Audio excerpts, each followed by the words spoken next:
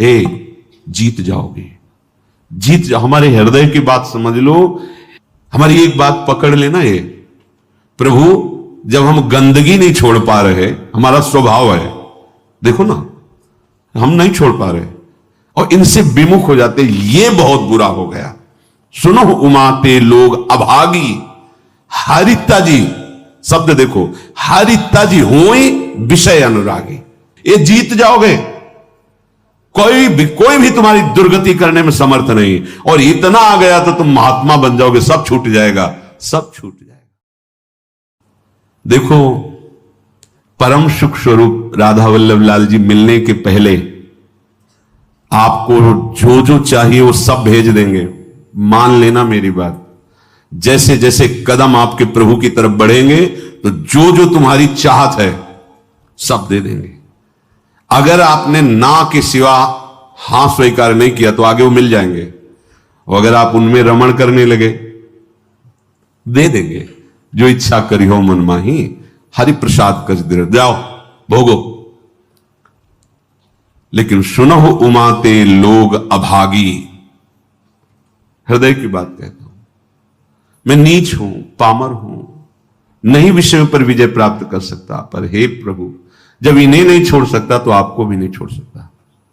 हमारा स्वभाव है पकड़ना। जब हम काम क्रोध लोभ मोह मद मत्सर नहीं छोड़ पाते नाथ, तो आपको कैसे छोड़ देंगे? नहीं, जीत जाओगे, जीत जाओ। हमारे हृदय की बात समझ लो। ये माया का ऐसा आकर्षण है कि ऐसे कभी कोई करके निकल ही नहीं पाया। मुझ में ताव दे के कोई नहीं निकल पाया। शिव विरंचिका मोहई को है बपुरा आन, बपुरा माने बेचारा, बेचारा और कौन ऐसा है? इन बड़े बड़े महापुरुषों की भी आंखों में, ज्ञान दृष्टि संपन्न नेत्रों में भी भ्रम पैदा कर दे, उसका नाम माया। गरुण महाज्ञानी गुण राशि, देवर्षि भगवान के अवतार। बस समझो, हमारी एक बात पकड़ लेना। ये प्रभु, जब हम गंदगी नहीं छोड़ पा रहे, हमारा स्वभाव है, देखो ना, हम नहीं छोड़ पा रहे, तो नाथ बड़ी गुरु कृपा से आपका नाम आप पकड़ में आए हो, तो हम ये नहीं कह रहे कि हम गंदगी छोड़ के आपको पकड़ लेंगे। हम गंदगी नहीं छोड़ पा रहे तो आपको भी नहीं छोड़ पाएंगे। ये जीत जाओगे, हमारी बात मान लेना, प्रार्थना मान लेना, इस बात की अकाट्य समझ लेना। जन अवगुण प्रभु मान न काऊ, दीन बंधु अति मृदुल। हमसे गलती क्या हो जाती है? हमारी मन भावती भोग वृत्ति को जहां भोग मिले तो हम इनको छोड़ देते हैं और उसको पकड़ लेते हैं और इनसे विमुख हो जाते हैं। ये बहुत बुरा हो गया। सुनो उमाते लोग अभागी, हारिता जी शब्द देखो, हारिता जी होई विषय अनुरागी। ये शरीरधारी कितने दिन जीवित रहेंगे? इनको अपना पति माने, प्रीतम माने, अपना जीवन सर्वस्व माने, कितने दिन रहेंगे? छूटेगा ना। तो इनके अंदर जो बैठा हुआ मेरा प्रीतम है, उससे प्यार कर लो, सब में वही विराजमान है, भावना कर लो। जब हम किसी धातु पर, किसी पाषाण आदि के विग्रह पर, किसी छवि पर भाव करके भगवान प्राप्त कर लेते हैं, तो चलते फिरते इन मूर्तियों पर भगवान को क्यों नहीं हम प्राप्त कर सकते? पर हमारा भगवत भाव हट जाता है और विषय सेवन से व्यक्तित्व भाव आ जाता है। ये स्त्री, ये पुरुष, ये जड़, ये चैतन्य, यही घाटा हो जाता है। हमारी बात मान लेना, ये बहुत सहज और सरल बात है। इतना इतना छोड़ करके आप प्रभु को स्वीकार करें, बड़ी कठिन बात है। और ये हम कोई मनमानी नहीं कह रहे हैं। महापुरुषों द्वारा बिगड़ी जन्म अनेक की, अब ही सुधरे आज अभी सुधर जाएगी। तो आज अभी क्या छोड़ देंगे भाई? हम बहुत जन्मों का हमारा संस्कार है, भोगों का, विषयों का, गंदी आदतों का, तो हम छूट जाएगी, अभी छूट जाएगी? नहीं, अभी पकड़ लोगे, पकड़ तो लोगे ना। बोले हाँ, क्या हो ही राम को, हे प्रियाजू मैं आपका, ये तो पक्का है आपके लायक ना भी हूं, न कभी था, न कभी हो पाऊंगा। अपनी तरफ से पक्की बात है। चाहे जितनी कोई डींग हाके, अपने लोग पूरा जीवन इसी मार्ग पे उनकी कृपा से चले, उस अनुभव से कह रहे हैं। चाहे जितनी डींग हाको, अभी बुद्धि परमात्मानंद में है, थोड़ी देर में विषय आनंद में पहुंच जाती, इसका पता ही नहीं लगता। इस दुष्ट का भरोसा ही नहीं है।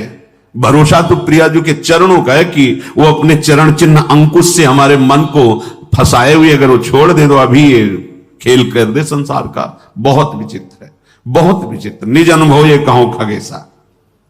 आचार्य चरण कहते हैं, हितजू महाराज, ना जानो छिन अंत कवन बुद्धि घटई प्रकाशित। कोई भरोसा नहीं, ये बुद्धि कब कहां कैसे। भरोसा तो भरोसो दृढ़ इन चरणन के। हमारे हृदय की बात हमारे गुरुजनों से जो प्राप्त हुई है, हम छोड़ नहीं पा रहे हैं, असमर्थ हैं, पर हम पकड़ने में बड़े चतुर हैं। तो प्रभु गुरु कृपा से आपका नाम, आपकी बात, आपका आश्रय पकड़ में आया है। आपको देख तो नहीं पा रहे, आपका आश्रय पकड़। तो जब ये नहीं छोड़ सकते तो हम आपको भी नहीं छोड़ सकते। ये जीत जाओगे, कोई भी तुम्हारी दुर्गति करने में समर्थ नहीं। और इतना आ गया तो तुम महात्मा बन जाओगे, सब छूट जाएगा, सब छूट जाएगा। क्योंकि जैसे जैसे ज्ञान का प्रकाश होगा अज्ञान नष्ट होता चला जाएगा। अगर हम इससे कोई कहे कि सब छोड़ करके फिर प्रभु की शरण में आओ, तो असमर्थ, सब असमर्थ हैं, सब। घोर वैश्याचारी भी, वैश्यागमन करने वाले भी जब भगवान की शरण में आए तो महात्मा बन गए।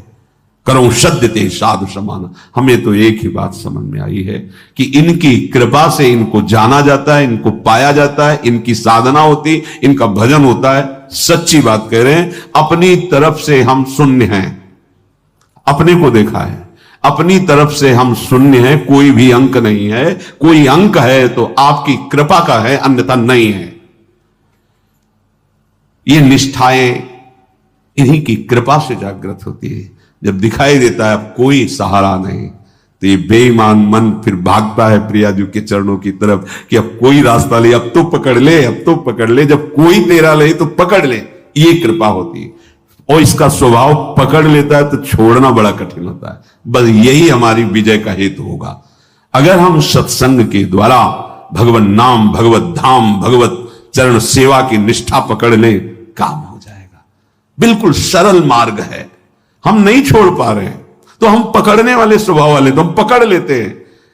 आपको कैसे छोड़ेंगे जब गंदी बातें नहीं छोड़ पा रहे, तो आपको कैसे छोड़ेंगे। पर इसकी चाल माया की है, वो आपको आकर्षित करके प्रभु को छुड़वा देगी, और छुड़वा देती है। बस यहां नहीं कोई हमें बीच में कमजोरी रखनी। हम नीच हैं, पामर हैं, पर आपके हैं, इस पर कभी संशय नहीं हो सकता। हम ये नहीं कहते कि आपके लायक हैं, पर प्रभु नालायक हैं, पर आपके हैं, बस इसमें संशय। ये बात नहीं हो सकती कि आप हमें छोड़ो और ये ले लो। नहीं, हम इसे नहीं छोड़ पा रहे, पर आपको घसीटेंगे अपने साथ। अब आपके गले पड़ गए, अब आपके गले पड़ गए। अब ये पट्टा आपके नाम का है। अब आप देख लो किसको रोकना है, किसको हटाना है, वो आप जानो नाथ। अब आपको नहीं छोड़ सकता। क्षुत्रिड वाधास्तवसैहास तदपि नहीं पदम यामी वृंदाटवीति। अब हम एक कदम भी धाम को नहीं छोड़ सकते, चाहे जैसी परिस्थिति। ऐसे ही हम निरंतर नहीं जप पा रहे, पर कोशिश करेंगे कि नाम हमसे न छूटे। हम प्रभु के ध्यान में नहीं, पर हमारे चित्त में बात बैठ गई कि शरणागत वात्सल्य समुद्र प्रभु, मुझे आपका भरोसा है, आपका सहारा है। ये अंदर की बात कह रहा हूं, ये आपको महात्मा बना देगी। अपने मन की बात जो प्रभु की बात से मिले वही प्रमाणित मानी जाती है। भगवान कह रहे हैं अपिचेत सुदुराचारो भजते माम अनन्य भाग। अनन्य भाग भजन का मतलब वो निरंतर भजन नहीं कर रहा, उसने भाव कर लिया है कि अब मुझ जैसे दुराचारी पापी का एक ही भरोसा है, केवल भगवान। ये अंदर की बात समझ जाओ। इसको कहीं इसकी व्याख्या सुनने की कोशिश मत करना, क्योंकि जैसी स्थिति होती वैसी व्याख्या होती है। भगवान के वाक्यों का सर्वस्वरूप है। आप जिधर से देखोगे वो आपको अपने अनुकूल दिखाई देने लगेंगे। एक बात आंतरिक जो हमारे हृदय में गुरु कृपा से समझ में आई है कि हम जैसे भी हैं, देखो भगवान के वचनों से प्रमाणित है, इससे बड़ी कोई बात नहीं होगी। जो नर होए चराचर द्रोही, आवे सभय शरण तक मोही। चराचर का द्रोही है, पर वो भयभीत हो गया कि अब मेरा कोई सहारा नहीं है, प्रभु के सिवा मुझे कोई नहीं बचा सकता, मैं इतने पाप किए हूं। भगवान कह रहे हैं, उसके लिए कह रहे हैं जो शब्द है तज छल कपट मोह मद माना करो सद्यते साधु समाना। इसका अर्थ ऐसे लिया जा सकता है कि वो छल कपट मोह मद मान का त्याग कर हमारी शरण में आवे तो हम उसे साधु बना देंगे, शब्दावली से। लेकिन भाव में ऐसा नहीं है। फिर महाराज साधु क्या बनाएंगे, तो साधु हो गया। जो छल कपट मद मान इन सब का त्याग करके आपकी शरण में आया है, तो आप साधु क्या बनाएंगे, तो साधु है ही, इसी को तो साधु कहते हैं। तो यहां भाव ये है कि तज, मैं त्याग कराऊंगा उसके छल कपट मद मान का त्याग कराकर करो सद्य, जो करो शब्द है वहां यहां से लागू होगा पूरी चौपाई में।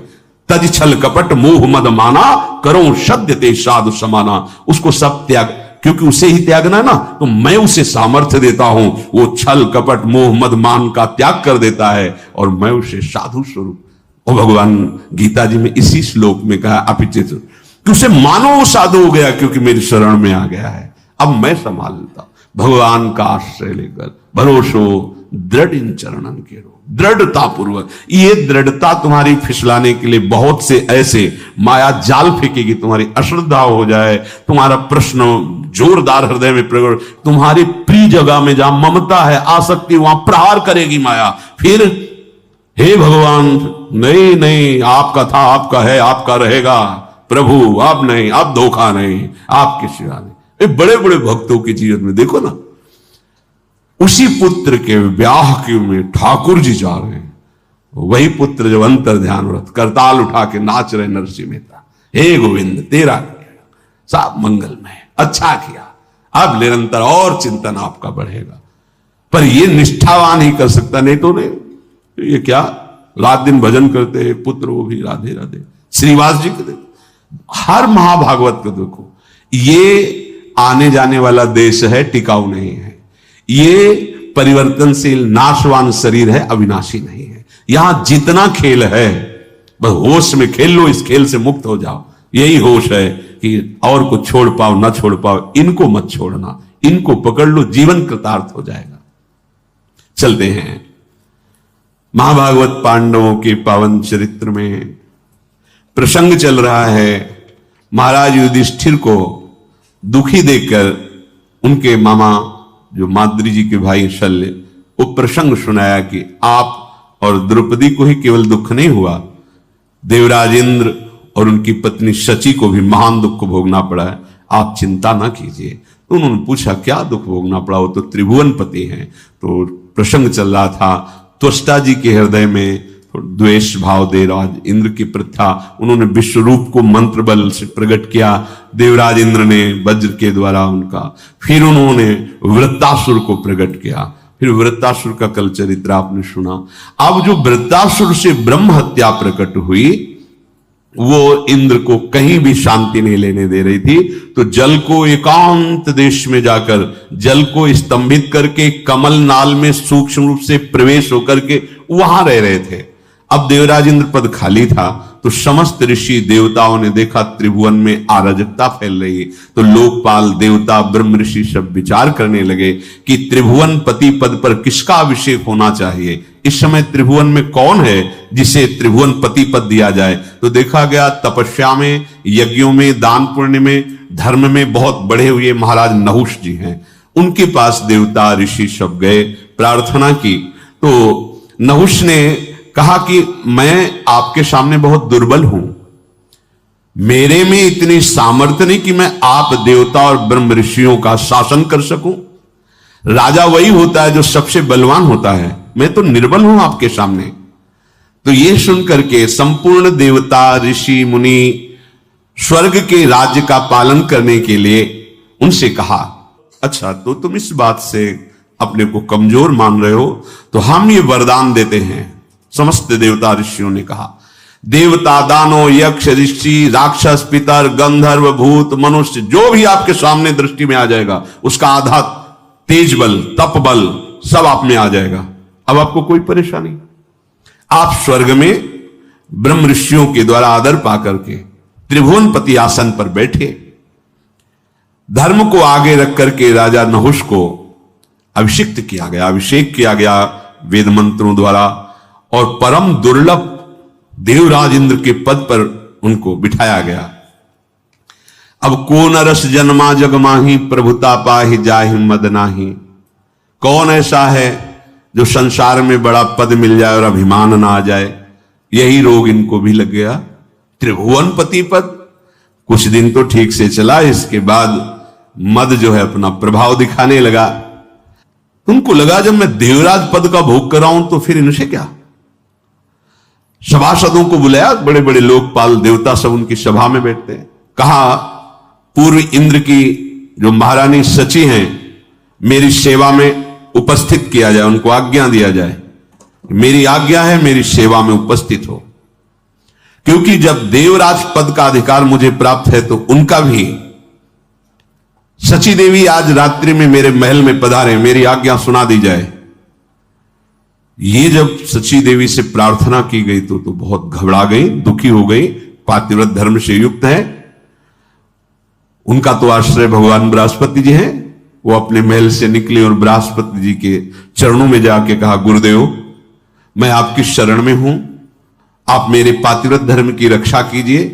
नहुष इस समय इंद्र पद में है और उसने ऐसी आज्ञा की है, और मैं अपने प्राण वल्लभ देवराज इंद्र के सिवा किसी भी पुरुष को पुरुष रूप से कभी देखा ही नहीं, स्वीकार ही नहीं किया।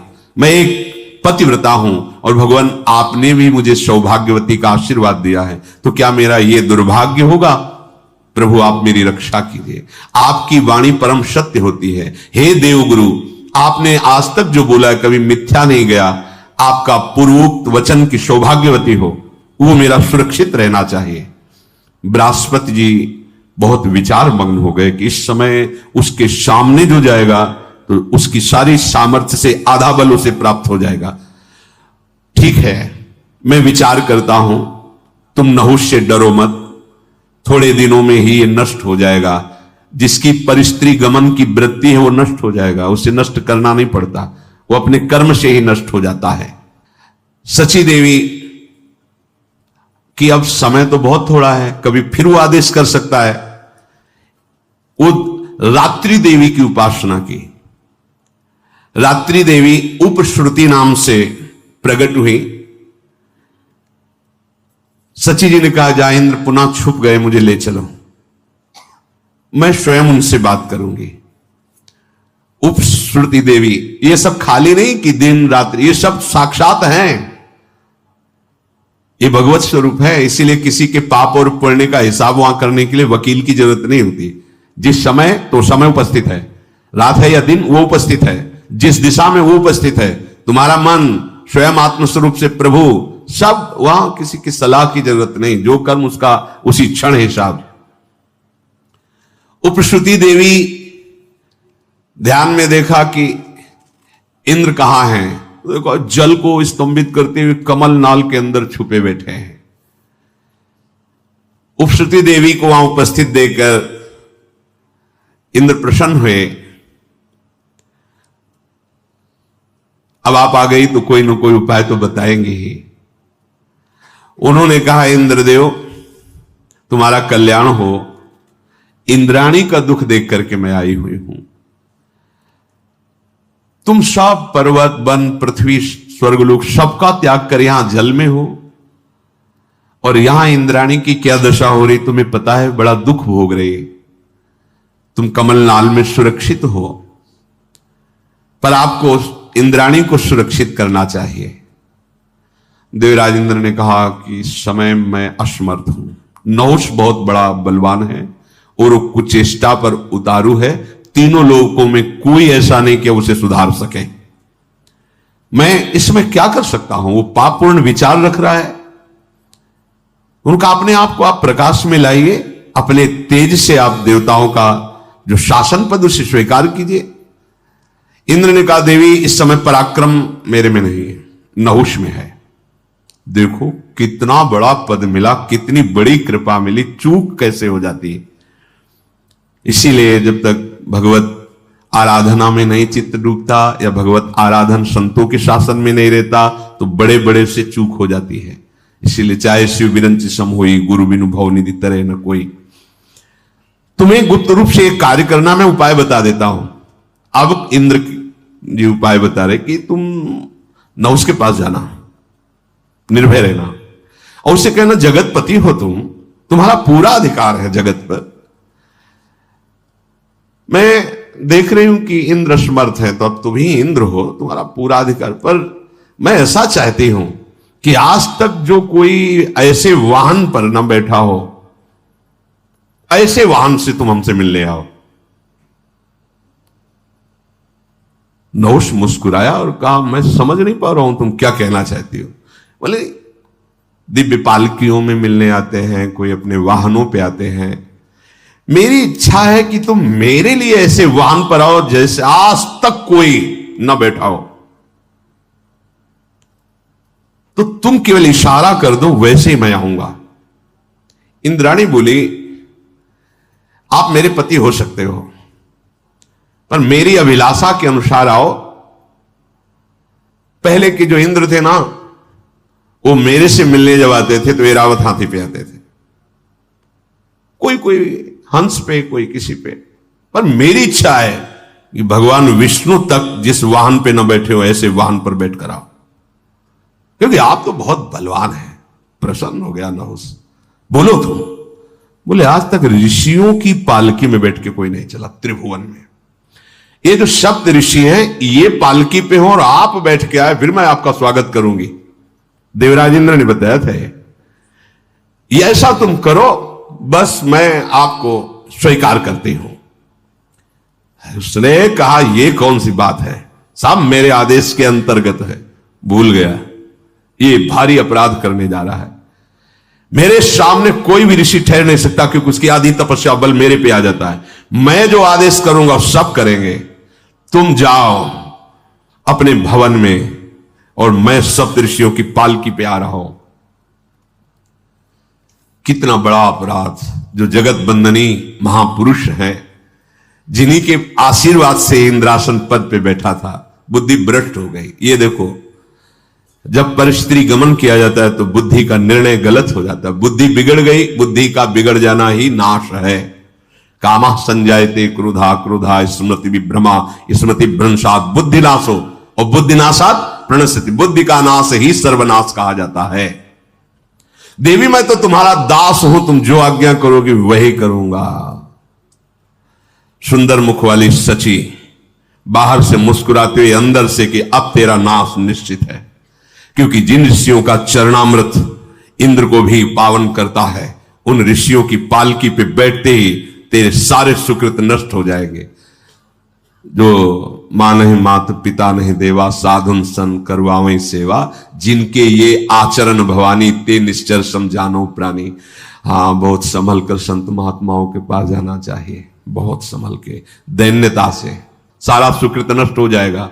अगर आप बैठ नहीं पाते तो खड़े रहो, 1 सेकंड में नमस्कार करो, निकल जाओ। बैठने की जरूरत है, वो तुम्हारे लिए कुर्सी लाके रखेंगे, तुम हो क्या? बस यही जहां भूल हो जाती है ना कि मैं अमुक पद में हूं, डालो कुर्सी डालो, तो डाल देंगे, भगवान के दास हैं, आसन बिछा देंगे, तुम्हारे आगे झुक जाएंगे। पर तुम जिनके बल पर पदाधीश बने थे, वो पुण्य तुम्हारे नष्ट हो जाएंगे, खोखले हो जाओगे। आए थे बलवान बनने के लिए, गए निर्बल होकर के। इसीलिए बहुत बहुत सावधान। महाराज दुष्यंत जब कर्ण जी के आश्रम में जा रहे थे, हमने पढ़ा उसमें, नंगे पैर छत्र हटा के, शीश की पाग हटाकर, एक केवल अंगरक्षक, वो भी प्रधान गेट तक वहीं छोड़ दिया, अकेले दैन्य भाव से, दीन होकर, राज चक्रवर्ती पोशाक पे नहीं, दीन होकर। ऐसे महापुरुषों द्वारा दिए हुए आसन को प्रणाम करके हट के बिना आसन के बैठना चाहिए। अगर उनके दिए आसन पर बैठ गए, क्षमता तुम्हारी नहीं है, तो सारे सुकृत नष्ट हो जाएंगे। जैसे देवती जी, मनु जी, शतरूपा जी जब करदम जी के आश्रम पर गए तो 3 आसन बिछाए। सम्राट पद पर भगवत स्वरूप हैं महाराज, आसन को प्रणाम किया और बैठ गए। शत्रुपा जी पर देवती जी ने आसन को प्रणाम कर खाली आसन पर बैठी। देख लिया, बुद्धि प्रवीण है, हमारी अर्धांगिनी पद के अधिकारी है। संत महात्माओं का स्वरूप बड़ा दैन्य होता है। वहां यह सावधानी रखनी चाहिए कि उनके द्वारा कोई हमारी परिचर्या नहीं होनी चाहिए। हम गए हैं उनका कृपा प्रसाद लेने, अब वो खड़े, आपको कुर्सी चाहिए? हाँ जी। अब वो विरक्त संत कुर्सी उठा के ला रहा है, आपको बैठा ला है। आप ठीक है, आपका कमर ठीक नहीं, टांग ठीक नहीं, एक बार एक दर्शन की बस हम बैठ रहे हैं, हम सुन लेंगे यूट्यूब में, आपके सामने नहीं बैठ जा रहे हैं। या हम कष्ट से कि सीढ़ी में नीचे बैठ जाते हैं, सुन लेते हैं। नहीं, अगर बैठने लायक हो बैठ जाओ, नहीं खड़े दर्शन करो, चले जाओ, जरूरत नहीं है। उनके द्वारा दी हुई सेवा तुम्हारे सुकृत नष्ट कर देगी।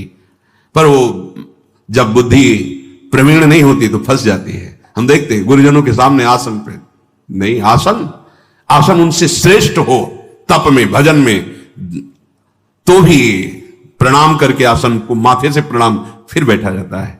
ऋषि मुनि संत महात्मा इनके पास उनके दिए हुए आसनों को हटा दिया जाता है, समेट के रख दिया जाता है। उनका तो स्वभाव सम्मान, हम इसके योग्य नहीं। दैन्यता, कमा के चले जाओगे, लेके चले जाओ, नहीं तो गंवा के चले जाओगे। यही देवराज इंद्र ने विचार करके कहा, जाओ सप्तऋषियों की पालकी में वो आए, ऐसे उसको प्रेरणा करो। अब इसने आज्ञा की, जिसमें बड़े बड़े महापुरुष हैं, पूरी सृष्टि का संचालन उनके तप से होता है।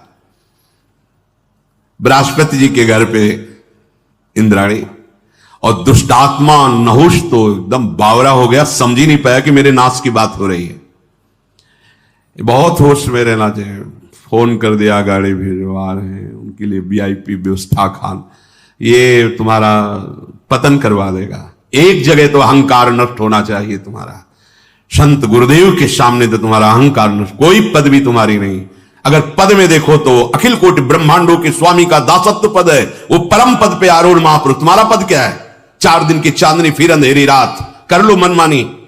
वो अगर दैन्यता से झुक रहे हैं, तुम्हारे मंगल के लिए झुक रहे, नहीं वो परम पद में विराजमान है। अखिल लोक चूड़ामणि अनंत ऐश्वर्यों के स्वामी भगवान के वो ऐसे दास हैं कि अजित भगवान उनके अधीन हैं। वो ये न समझो कि भिखारी है, साधु महात्मा है, कुछ दे ले लिया और अपनी पोजीशन, पहले आके अपनी पोजीशन, हम अमुक पद पे हैं, अमुक पद। तुम क्या पद में हो? हम परम पद के दासत्व से युक्त होकर तुम्हें वहीं ले जाने के लिए भगवान ने हमारे पास भेजा है, उसी परम पद का परिचय। तो दैन्य, अगर दैन्य नहीं तो कुछ नहीं। हम तो चरणामृत उतार के पिएंगे आपका, क्योंकि चरणों में श्री हरि का वास है, उनका धोवन हम पिएंगे। लेकिन आपका क्या होगा? आपकी स्थिति कहां है? सब खो के जाओगे और सोचोगे साधु दर्शन के बाद अशांति कैसी, ये कैसे विघ्न उपस्थित हो रहे हैं, क्योंकि खो दिए सब। लेने जाने वाले को बहुत सावधान, अपनी झोली मजबूत रखो और दृष्टि, कोई सेवा, कोई दोष ना होने पावे और कोई सेवा उनकी स्वीकार न करो। वो तो करेंगे सेवा, आप स्वीकार, बहुत बहुत चरणामृत प्रसाद और उनकी चरण रज माथे पे। नहुष से चूक हो गई, सप्तऋषियों को पालकी में जोतने का आदेश कर दिया। बस जीवन में ध्यान रहे, आगे का चरित्र तो फिर सुनेंगे। जीवन में ध्यान रहे, कभी ऐसी हमारी बुद्धि भ्रष्ट ना हो जाए कि जो जिनके द्वारा हमारा परम मंगल होना है, उनके द्वारा हमारा अहंकार पुष्ट होने लगे। इस पर सावधान हो जाना। अगर गुरुजन तुम्हारी प्रशंसा करने लगे तो एकांत में तुम्हें रोना चाहिए, जलना चाहिए कि कोई अपराध बन गया। अरे नहीं नहीं नहीं, जिनकी वाणी और कृपा दृष्टि से मेरा अहंकार नष्ट होना चाहिए था, वहां ये पुष्ट हो रहा है, अब तो मेरी दुर्गति हो जाएगी अगर ये प्रशंसा करेंगे, ये शासन करें तो नाच देना, नाच पड़ना चाहिए। आप कोई बिगाड़ नहीं सकता, क्योंकि इनकी करुणा दृष्टि हम पर है। हम लोग संत गुरुजनों से अनुकूलता चाहते हैं, हम अपनी दृष्टि के अनुसार चलाना चाहते हैं। हमसे ऐसे मिलो, हमसे बात करो, हमसे ऐसे नहीं।